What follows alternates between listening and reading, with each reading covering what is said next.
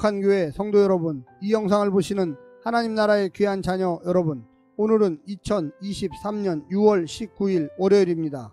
오늘 매일성경 본문에서는 이스라엘의 미래에 대한 설명이 이어집니다. 내용은 크게 둘로 구분할 수 있습니다. 첫째는 13절부터 14절입니다. 11절에서 시작된 비유대인의 구원과 이스라엘의 미래에 대한 설명의 연장으로서 비유대인을 향한 바울의 사도직을 소개합니다. 둘째는 15절부터 24절입니다. 11절과 12절에서 말한 비유대인과 유대인의 관계성을 통해 구원계획을 표현합니다. 이 부분은 유대인의 회복에 대한 15절부터 16절과 감람나무 비유를 통해 비유대인과 유대인을 경고하는 23절과 24절로 소분할 수 있겠습니다.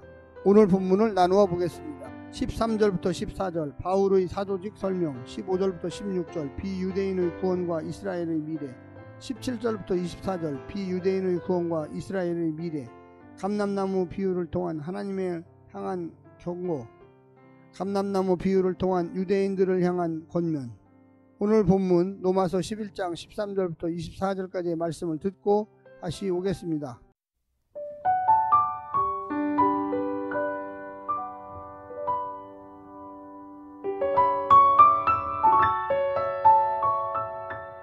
내가 이방인인 너희에게 말하노라. 내가 이방인인 사도인 만큼 내 직분을 영광스럽게 여기노니 이는 혹 내 고륙을 아무쪼록 시기하게 하여 그들 중에서 얼마를 구원하려 함이라. 그들을 버리는 것이 세상의 화목이 되거든 그 받아들이는 것이 죽은 자 가운데서 살아나는 것이 아니면 무엇이리요. 제사하는 처음 익은 곡식가루가 거룩한즉 떡덩이도 그러하고 뿌리가 거룩한즉 가지도 그러하니라.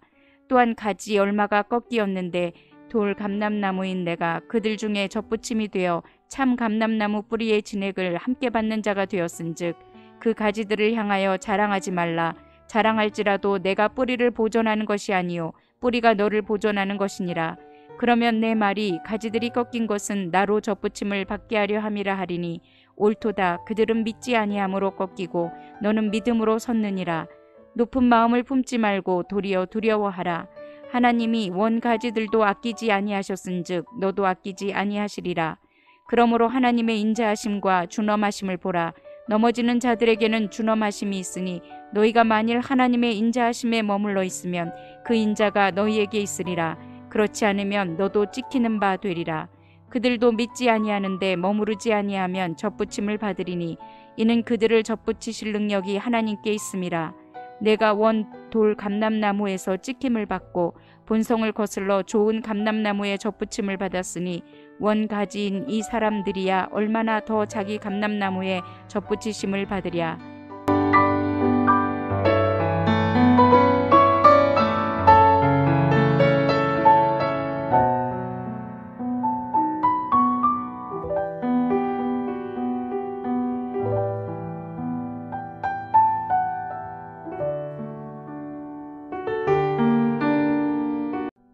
바울의 비유대인 사역은 이사야 66장 18절부터 21절에서 말한 하나님의 회복 과정과 관련이 있습니다.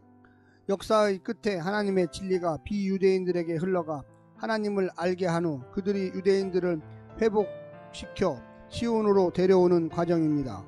바울이 비유대인 사역에 집중한 것은 유대인 비유대인 모두가 함께 회복되는 이사야의 약속 성취 과정에 참여하기 위해서입니다.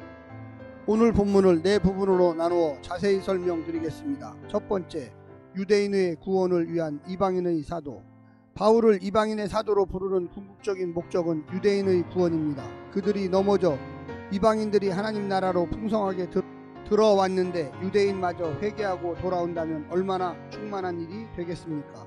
유대인의 구원은 죽었다 부활한 것 같은 새창조 사건이 될 것입니다. 첫 열매의 곡식가루 믿는 유대인이 거룩하니 나머지 열매로 만든 떡덩이 믿지 않는 유대인도 거룩해질 것이고 뿌리 언약의 족장이 거룩하니 가지 믿지 않는 유대인도 언젠가는 거룩한 하나님의 백성이 될 것입니다. 빼기의 신학이 아니라 더하기의 신학입니다. 두 번째는 유대인 덕분에 하나님의 백성이 된 이방인.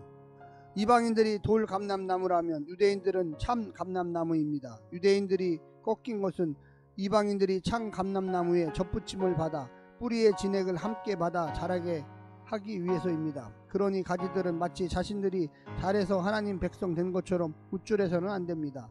뿌리 유대인의 조상들이 없었으면 이방인들 혼자만으로는 구원을 받을 수 없었기 때문입니다. 오늘의 내 신앙이 있기까지 주께서 사용하신 사람과 교회와 단체를 생각하면서 감사하십시오. 세 번째는 구원 여부를 가르는 주님의 인자하심과 존엄하심. 이방인의 구원은 하나님의 인자 덕분입니다. 유대인들이 꺾인 것은 하나님의 준엄하심 때문입니다. 그 인자하심으로 믿는 유대인들을 얼마든지 받아주실 수 있고 그 준엄하심으로 이방인들도 불순종하면 찍어낼 수가 있습니다. 그러니 유대인의 가지가 꺾여 이방인들이 그 자리에 접붙임을 받았다고 해서 이방인들이 높은 마음을 품어서는 안 되고 두려워해야 합니다. 인자하신 하나님만 강조하면 방임에 이르고 무서운 하나님만 강조하면 형식주의에 빠집니다. 마지막 네 번째는 여전히 유효한 유대인의 구원. 인자하신 하나님은 유대인들을 향한 기대와 계획을 포기하지 않으십니다. 유대인들이 불신의 자리에서 나오면서 다시 참 감람나무 하나님의 나라의 접붙임을 받게 하실 것입니다.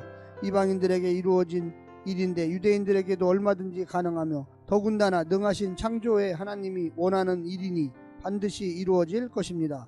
사랑하는 성도 여러분, 우리는 돌 감람나무였지만 예수 그리스도의 은혜로 창 감람나무에 접붙임되어서 하나님의 구원에 이르게 되었습니다. 오늘 하루도 겸손하게 하나님의 말씀을 순종하며 사시기를 간절히 부탁드립니다. 샬롬.